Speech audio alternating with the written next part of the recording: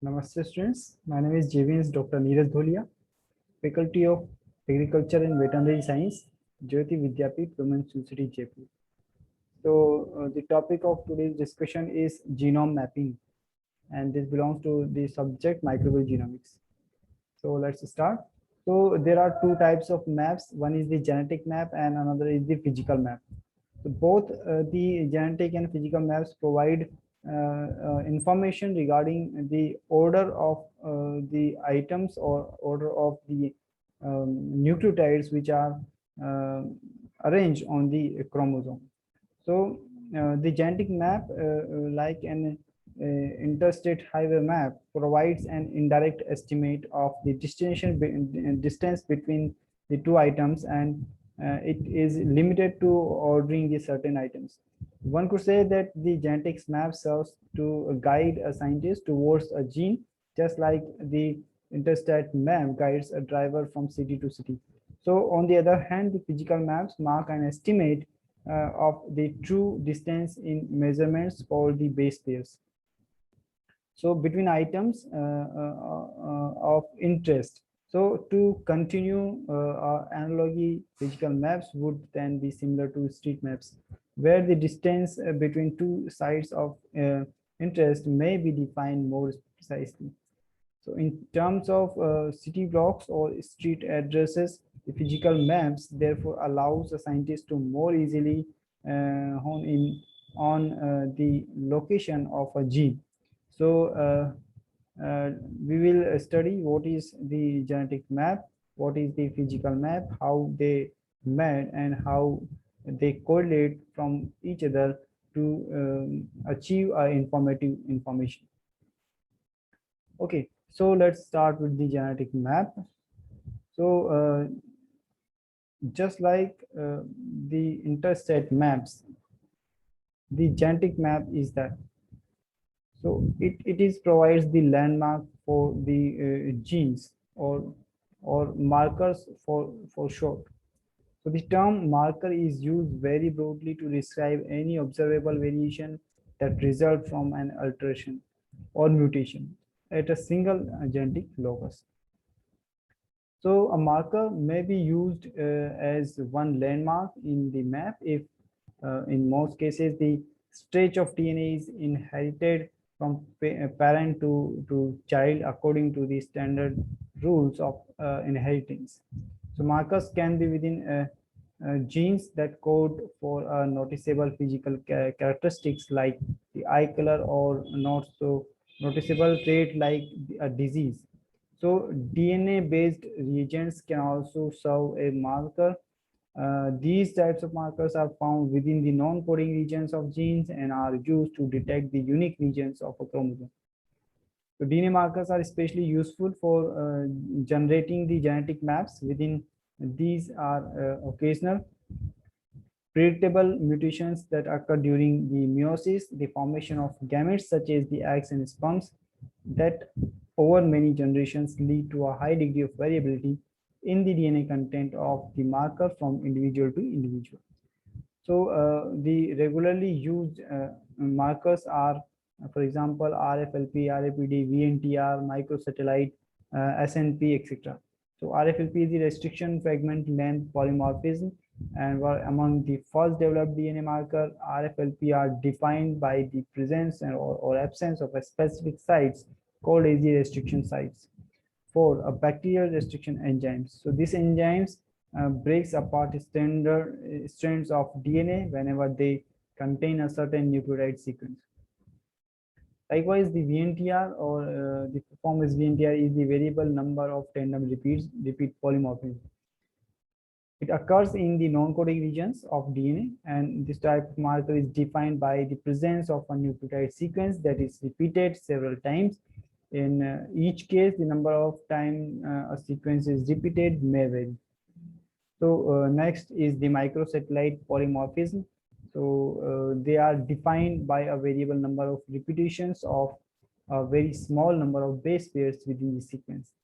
So oftentimes these repeats consist of the nucleotides of or bases cytosine and adenosine. The number of repeats for a given microsatellite may differ between individuals. Hence, the term polymorphism, the existence of different forms within a population. Single nucleotide polymorphism, or the abbreviated form is the SNP, are the individual point mutations or substitutions of a single nucleotide that do not change the overall length of the DNA sequence in the region. SNP occurs throughout the individual's genome. So, what information we get from the genetic mapping? So, early genetics and geneticists recognized that the genes are located on chromosomes and believed that each individual chromosome was inherited as an intact unit. They hypothesized that if two genes were located on the same chromosome, they were physically linked together and were inherited together. We now know that this is not always the case. Studies conducted around 1910 demonstrated that very few pairs of genes displayed complete linkage. Pairs of genes were either inherited independently or displayed partial linkage, that is, they were inherited together sometimes but not always. So during meiosis, the process whereby gametes like egg and sperms are produced, two copies of each chromosome pair become physically close. The chromosome arms can then undergo breakage and exchange segments of DNA, a process referred to as the recombination or crossing over. So if the combination occurs, each chromosome found in the gamete will consist of a mixture of material from the both members of the chromosome pair. Thus, recombination events directly affect the inheritance patterns of those genes involved. As one cannot physically see the crossovers events, it is difficult to determine with any degree of certainty how many crossovers have actually occurred. But using the phenomenon of the co-segregation of alleles of nearby markers, researchers can reverse engineer meiosis and identify markers that lie close to each other. Then, using the statistical technique called the genetic linkage analysis, researchers can infer a likely crossover pattern, and from that an order of markers involved. Researchers can also infer an estimate for the probability that a recombination occurs between each pair of the markers. If recombination occurs as a random event, then two markers that are close together should be separated less frequently than two markers that are more distant from each other. The recombination probability between two markers, which can range from 0 to 0.5, increases monotonically as the distance between the two markers increases along a chromosome. Therefore, the recombination probability may be used as a surrogate for ordering the genetic markers along the chromosome. So if you then determine the recombination frequencies for different pairs of markers, you can construct a map of their relative positions on the chromosome. So next is the physical map. So what is the physical map? So physical map can be divided into three general types. One is the chromosomal or the cytogenetic maps, then radiation hybrid maps, and the sequence maps. So the different types of maps vary in their degree of resolution. That is the ability to measure the separation of elements that are close together. The higher the resolution, the better the picture. So the lowest resolution picture map is the chromosomal or cytogenetic map, which is based on the distinctive banding patterns observed by the light microscopy of stained chromosomes. So as with genetic linkage mapping, the chromosomal mapping can be used to locate the genetic markers defined by traits observable only in the whole organism. Because chromosomal maps are based on the estimates of physical distance, they are considered to be physical maps. So yet the number of the base pairs within a band can only be estimated. So this was about the physical map. So to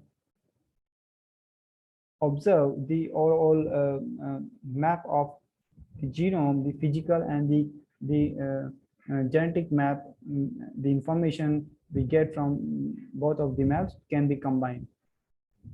Okay, so this is the need that we have to integrate the physical and the genetic maps.